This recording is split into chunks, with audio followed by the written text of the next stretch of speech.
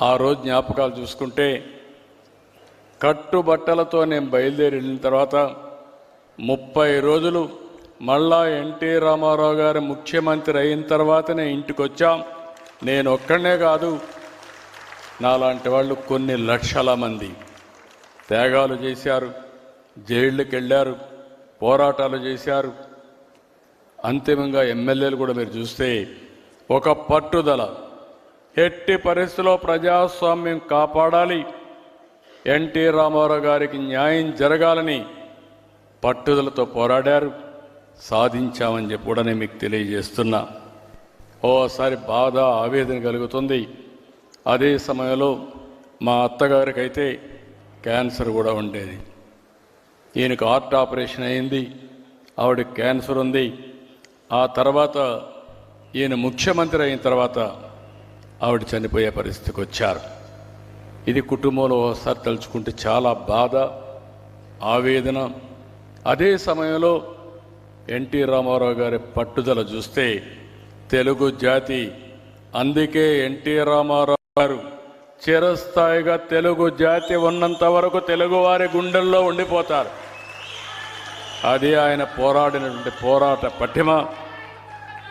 అలాంటిది మనం ఎవ్వరూ మర్చిపోలేం. తప్పకుండా మన ప్రయత్నాలు మనం చేస్తూనే ఉంటాం. ఈ దేశంలో భారతరత్న ఎన్టీ రామారావు గారికి ఇవ్వాలని అనునిత్యం పోరాడుతా వచ్చే వరకు, సాధించే వరకు ఈ పోరాటం ఆగదని మరొకసారి మీ అందరికీ విజ్ఞప్తి చేస్తున్నా. అందుకే తమ్ముళ్ళు ఎన్ని గుర్తుపెట్టుకుంటే డెఫినెట్గా మనం అది ఈ రోజా రేపా ఎల్లుండా తప్పకుండా ఎన్టీ రామారావు గారికి భారతరత్న వస్తుంది. దానికోసం పోరాటం చేస్తాం, సాధిస్తాం. ఈరోజు ఇంకో పక్క మనం చూస్తే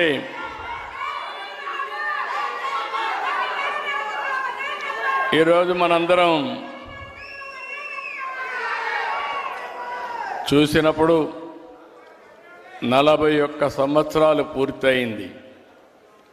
ఈరోజు ఈ పుస్తకాన్ని భావితరాలకు అందజేసినటువంటి జనార్దన్ గారిని, అదే మాదిరిగా విక్రమ్ గారిని, ఇక్కడుండే ఆ కమిటీ అందరిని కూడా మనస్ఫూర్తిగా అభినందిస్తున్నా.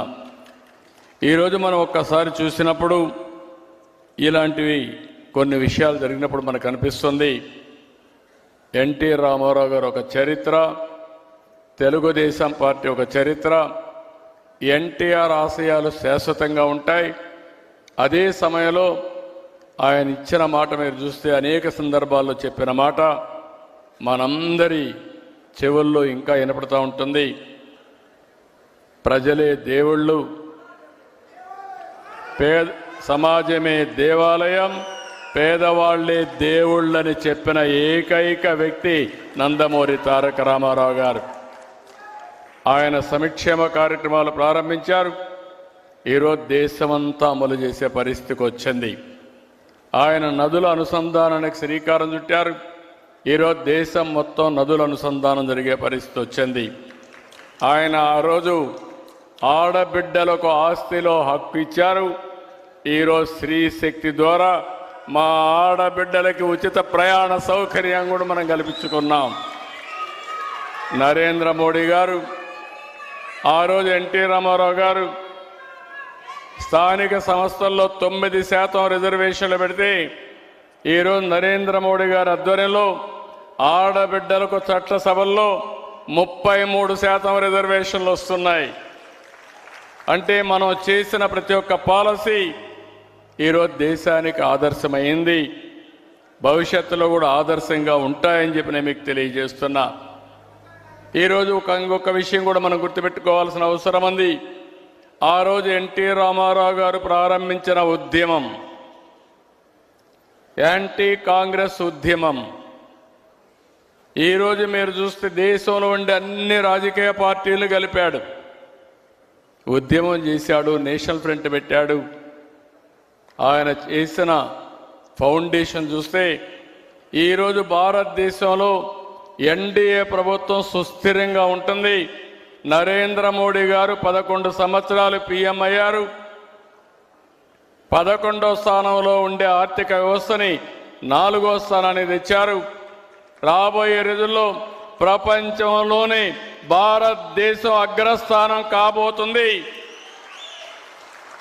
ఏ దేశానికి లేనట్టు సుస్థిర పరిపాలన భారతదేశానికి ఇచ్చిన ఘనత నరేంద్ర మోడీ గారు. అలాంటి వ్యక్తి రేపు జన్మదినం. ఆ జన్మదినానికంటే ఒక రోజు ముందు మనం ఈ కార్యక్రమం పెట్టుకోవడం ఒక సంతోషకరమైన విషయం అని చెప్పి కూడా మీకు తెలియజేస్తున్నా. ఇలాంటివన్నీ చూసినప్పుడు నేను ఒక్క మాటలో చెప్పాలంటే, రామారావు గారి గురించి ఒక్క మాటలో చెప్పాలంటే, తెలుగు వైభవం, తెలుగు ధనానికి ప్రతిబింబం, తెలుగు జాతి ఆత్మగౌరవానికి ప్రతీక. ఇది ఎవ్వరూ కాదనలేనటువంటి నగ్న సత్యం. నేను ఒక మాట చెప్పేవాడిని, ఇప్పుడు కూడా గుర్తుపెట్టుకోండి. ఎవరికి ఏ సమస్య పరిష్కారం కావాలన్నా అధైర్యపడక్కర్లేదు. నందమూరి తారక రామారావు గారి విగ్రహం ఒక్కసారి చూసి మీరు కానీ సంకల్పం చేస్తే ఇది సాధ్యం, సాధించి తీరుతామని చెప్పి కూడా నేను మీకు తెలియజేస్తున్నా. ఆయన జీవితం కూడా వడ్డించిన విస్తరి కాదు. ప్రతిదీ కష్టపడి చదువుకున్నాడు, చేశాడు. పట్టుదల, ఆత్మవిశ్వాసం, ఒక్కొక్క మెట్టు ఎదుగుతూ వచ్చాడు. అందుకే ఎన్టీఆర్ ఒక ఆదర్శంగా మిగిలారు. 49లో మన దేశం నటుడిగా క్యారియర్ మొదలుపెట్టాడు. పాతాళ భైరవి, మాయా బజార్, లవకుశ, దానవీర సూరకర్ణ, గుండమ్మ కథ, ఇలా ఎన్నో మరుపురాని చిత్రాలు నటించాడు. దేవుళ్ళు చూడలేదు కానీ శ్రీరాముడు ఎట్టుంటాడో, శ్రీకృష్ణుడు ఎట్టుంటాడో, కర్ణుడు ఎట్టుంటాడో చూడాలంటే అది ఎన్టీఆర్ రూపంలోనే మనం చూస్తున్నామని చెప్పి కూడా నేను మీకు తెలియజేస్తున్నా. సినిమాల్లోనే కాదు, ఒక రాజకీయాల్లో ఒక ఆదర్శ నేత. ఏ దేశానికి సంక్షేమ కార్యక్రమాలు ఇవ్వచ్చని చెప్పినటువంటి నాయకుడు నందమూరి తారక రామారావు గారు. ఆ రోజుట్లో 2 రూపాయల కేజీ బియ్యం, సగం ధరకే చీర దోవతి, 50 రూపాయలకే హెచ్పి కరెంట్ ఇవ్వడం, ఇలాంటి పేదవాళ్ళందరికీ పక్కా ఇళ్ళు కట్టడం 1-2 కార్యక్రమాలు కాదు, అనేక కార్యక్రమాలు చేశాడు. అందుకే మనం అందరం గుర్తుపెట్టుకోవాలి, ఎన్టీఆర్ అంటే రాజకీయాల్లో ఒక సంచలనం, ఎన్టీఆర్ అంటే ఒక ఉత్తేజం, ఉత్సాహం, ఎన్టీఆర్ అంటే ఆవేశం, ఆత్మాభిమానం, ఎన్టీఆర్ అంటే రామరాజ్యం, పేదల సంక్షేమం, ఎన్టీఆర్ అంటే నాటికి నేటికి ఎప్పటికీ తెలుగు జాతి వైభవం. అందుకే ఆలోచిస్తున్నాం, అమరావతిలో ఎన్టీ రామారావు గారు శాశ్వతంగా గుర్తుండే విధంగా తెలుగు భాష కూడా ప్రాచీన భాషగా డిక్లేర్ చేశారు. ఈరోజు మన వెంకయ్యనాయుడు గారి యొక్క కృషితో నెల్లూరులో సెంటర్ పెట్టారు. కానీ వారు కూడా మనం ఒక మాట అన్నారు, దాన్ని డెవలప్ చేయాలని. వారు అనుమతిస్తే ఆ సెంటర్ కూడా తీసుకొచ్చి తెలుగు వైభవం పేరుతో ఎన్టీఆర్ విగ్రహం పెట్టి పెద్ద ఎత్తున ప్రాచీన తెలుగు ప్రాచీన భాషగా దీన్ని భావితరాలకు అందించే బాధ్యత తీసుకుంటామని చెప్పి కూడా నేను మీకు తెలియజేస్తున్నా. ఈరోజు గుజరాత్లో సర్దార్ వల్లభాయ్ పటేల్ విగ్రహాన్ని పెట్టారు. అదే తరహాలో తెలుగు జాతి గుర్తుండే విధంగా మన ఎన్టీ రామారావు గారు విగ్రహం పెట్టి తెలుగు జాతికి కష్టపడిన ప్రతి ఒక్కరిని గౌరవించేట్టుగా చేస్తామని చెప్పి నేను మీకు తెలియజేసుకుంటూ, ఆయన ఎప్పుడూ ఒకటే చెప్పేవాడు, భాష మీద జాతి మీద అభిమానం ఉండే వ్యక్తి ఎన్టీ రామారావు గారు. నేను అందుకే ఆయన తరపున మీ అందరికీ, ఆయన మన దగ్గర లేరు కానీ ఆయన ఆశయాలు మన దగ్గర ఉన్నాయి, ఆయన సంకల్పం మన దగ్గర ఉంది. ప్రపంచంలోనే తెలుగు జాతిని నెంబర్ 1 చేసే బాధ్యత తెలుగుదేశం పార్టీ తీసుకుంటుందని చెప్పి మీ అందరికీ విజ్ఞప్తి చేస్తూ, ఇప్పుడే మీరు చూశారు. ఆ రోజు ఒక ఉద్యమం చేస్తే 2024లో సైలెంట్ ఉద్యమం. నేను చాలా ఎన్నికలు చూశాను, కానీ 94% స్ట్రైక్ రేట్తో 57% ఓట్లతో గెలిపించిన ఏకైక ఎన్నిక ఆంధ్రప్రదేశ్ చరిత్రలో 2024. అది ఎన్డీఏ పై నుండి అభిమానం. ఆ అభిమానాన్ని శాశ్వతంగా ఇక్కడికి వస్తే మిమ్మల్ని అందరినీ చూస్తున్నా, ఇక్కడుండే మీరే కారణం.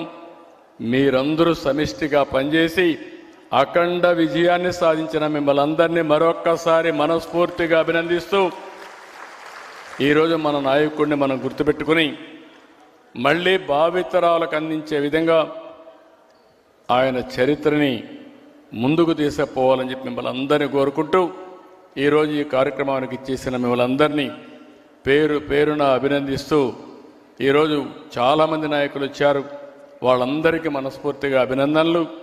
ఇంకో పక్క ప్రత్యేకంగా వెంకయ్యనాయుడు గారికి, ఇంకో పక్క వెంకటనారాయణ గారికి, ఇంకో పక్క త్రిపుర నుంచి ఆల్ ది వే ఇక్కడికి వచ్చిన ఇంద్రసేనారెడ్డి గారిని మీ అందరి తరపున అభినందిస్తూ ధన్యవాదాలు తెలియజేసుకుంటూ సెలవు తీసుకుంటున్నా.